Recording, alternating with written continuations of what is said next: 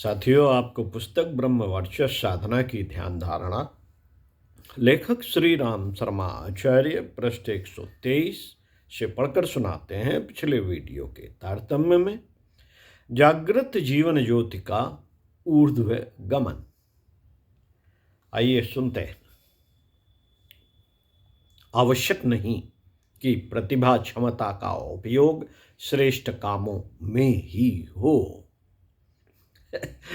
आवश्यक नहीं कि प्रतिभा क्षमता का उपयोग श्रेष्ठ कामों में ही हो, बहुधा उसका अपव्यय एवं दुरुपयोग भी होता है। शरीर बल, बुद्धि बल, कौशल बल, साधन बल कितनों के ही पास होता है, पर वे उसका सदुपयोग न करके ऐसे कार्यों में दुरुपयोग करते हैं जो तत्काल तो सुखद प्रतीत होते हैं, किंतु अंततः दुखद दुष्परिणाम से जीवन को नरकमय बना देते हैं।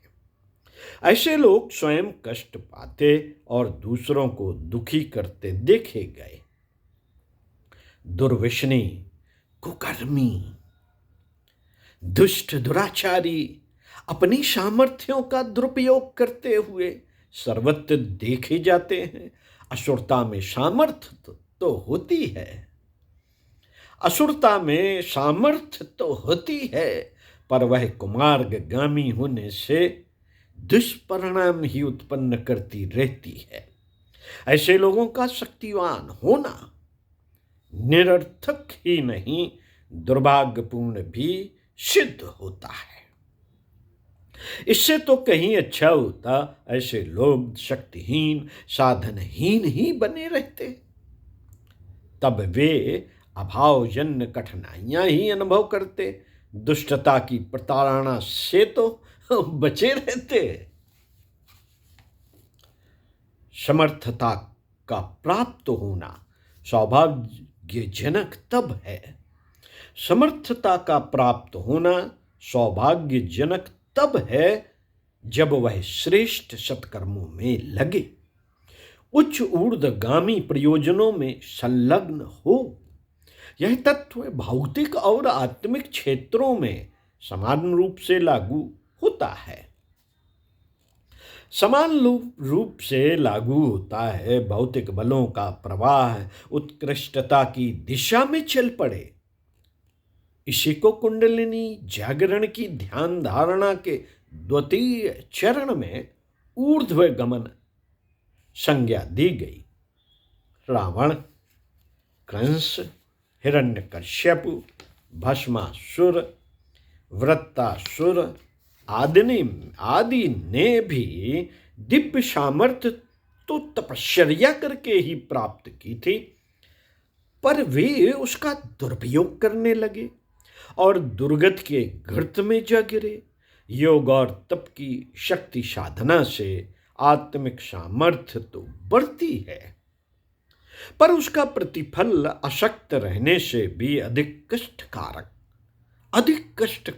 होता है। कुंडलिनी जागरण में इस तथ्य को आरंभ से ही ध्यान में रखा जाता है और जागरण से उत्पन्न प्रवाह को ऊर्ध्वगामी बनाने का प्रयास किया जाता है। यूं ज्योति का, ज्वाला का सहज प्रवाह ऊर्ध्वगामी ही होता है, पर दुर्बुद्धि उसे अधोगामी बनाने में भी नहीं चूकती।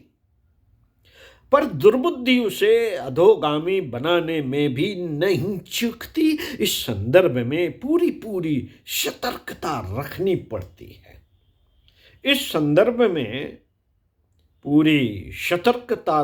पड़ती है। आत्म जागृति का, आत्म ज्योति का भी अधःपतन में उपयोग हो सकता है। तांत्रिक, कापालिक, अघोरी प्रायः ऐसा ही करते भी हैं।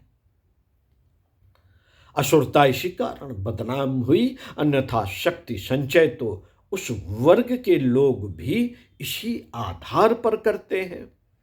डाकू भी साहस का आध्यात्मिक गुण अपना सकने पर भी डाकू डाकू भी साहस का आध्यात्मिक गुण अपना सकने पर ही अपने क्रूर कर्म में सफल होते हैं।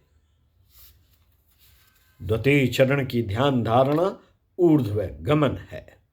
ध्यान किया जाता है कि मूलाधार से जागृत हुई कुंडलिनी ज्योति ऊपर उठती है, मेरुदंड मार्ग से आगे बढ़ती है और सुषुम्ना पथ को पार करते हुए सहस्त्रार चक्र से जा मिलती है। इसे महामिलन कहा जाता है। इसे महामिलन कहा जाता है। मूलाधार शक्ति को महाशर्पिणी और सहस्त्रार आलोक को महाशर्प कहा गया है। उन्हें महाकाली और महाकाल भी कहते हैं। इन दोनों के संयोग से पति पत्नी मिलन की तरह दोनों की अपूर्णता दूर होती है। दो विद्युत धाराओं के मिलने से उत्पन्न शक्ति प्रवाह का परिचय प्रत्यक्ष मिलने लगता है। जागृत कुंडलिनी की शक्ति धारा को ऊर्ध्व गमन की दिशा देना साधक का काम है। मेरुदंड के भीतर की पोल सुषुम्ना मार्ग से यह ऊपर चढ़ती है और सनसनाती हुई ऊपर उठती और ब्रह्मरंध्र अवस्थित सहस्त्रार में जा मिलती है। इस ऊर्ध्व गमन का परिचय रीढ़ के इर्द गिर्द खुजली, सरसराहट, फड़कन, रोमांच आदि के रूप में भी मिलता है। चूंकि कुंडलिनी स्थूल शरीर की नहीं, सूक्ष्म शरीर की शक्ति है, इसलिए उसके गतिविधियों का परिचय भी सूक्ष्म अवगाहन से ही अनुभव में आता है। प्रत्यक्ष शरीर में रीढ़ की सरसराहट जैसी अनुभूति कभी कभी किसी को कदाचित ही होती है। कभी कभी किसी को कदाचित ही होती है। अध्यात्म शास्त्र के अलंकारिक प्रतिपादनों में इसी ऊर्ध्व गमन को आत्मा का देवयान मार्ग से ब्रह्मलोक तक महाप्रयाण भी कहा गया है। समझा जाता है ऐसा मरण के उपरांत ही होता है। यहां इतना और समझा जाना चाहिए कि मरणोत्तर सदगत की बात सही होने के अतिरिक्त यह भी प्रत्यक्ष तथ्य है कि मेरुदंड मार्ग को देवयान मार्ग भी कहा गया है और उस मार्ग से ऊर्ध्व गमन करने वाली जागृत आत्मचेतना को दिव्यलोक गामिनी कहा गया है। ब्रह्मरंध्र ही ब्रह्मलोक है। ब्रह्मरंध्र ही ब्रह्मलोक है। सहस्त्रार पर ब्रह्म विराजमान है। उनमें समीपता को जीवात्मा परमानंद के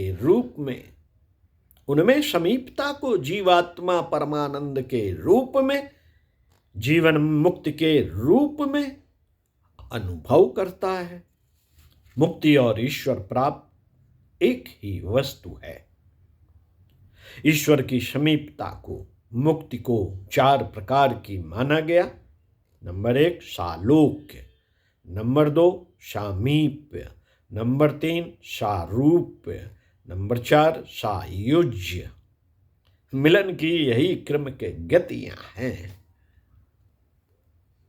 सालोक का अर्थ है ब्रह्मलोक के क्षेत्र में जा पहुंचना।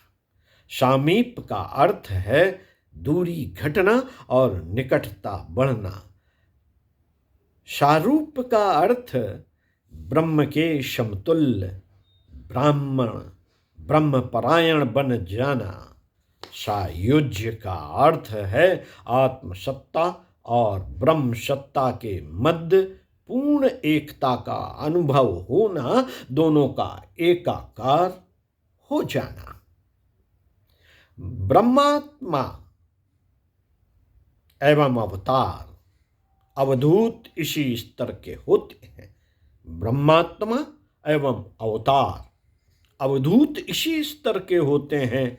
मरण के उपरांत मिलने वाली मुक्ति अपनी जगह पर सही होते हुए भी जीवन काल की, साधन काल की, जीवन मुक्ति का भी उसी प्रकार रसास्वादन किया जा सकता है जैसा कि कुंडलिनी जागरण ऊर्ध्व गमन ध्यान धारणा के अंतिम भाग में मिलता है। मित्रों, मूलाधार स्थित शरीराभ्यास में गुथी हुई, उसी में रमण करने के लिए लालायित चेतना को भव बंधनों में जकड़ी हुई कहते हैं। काम, क्रोध, लोभ, मोह, मद, मत्सर, यही तो 6 भाव बंधन है। काम, क्रोध, लोभ, मोह, मद, मत्सर, यही तो 6 भाव बंधन है।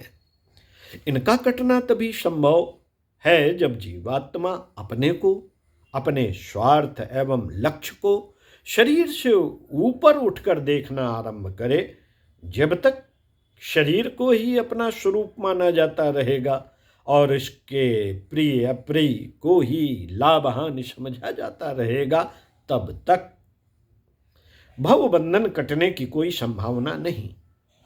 हवाई जहाज पर सफर करने वाले जब धरती पर दृष्टिपात करते हैं तो सभी वस्तुएं छोटी छोटी दिखाई पड़ती हैं। ठीक इसी प्रकार अंतः स्थित ऊंची उठने पर शरीर के प्रिय विषय, वासना, तृष्णा, अहिंसा आदि बहुत ही तुच्छ दिखाई पड़ने लगते हैं। तब आकाश अधिक स्पष्ट दिखता और सुरम्य लगता है। सुरम्य लगता है। कुंडलिनी जागरण के द्वितीय चरण में की जाने वाली ऊर्ध्व गमन की ध्यान धारणा का शत परिणाम भी ऐसा ही होता है। उस स्थिति में जीवन मुक्ति का आनंद मिलने लगता है।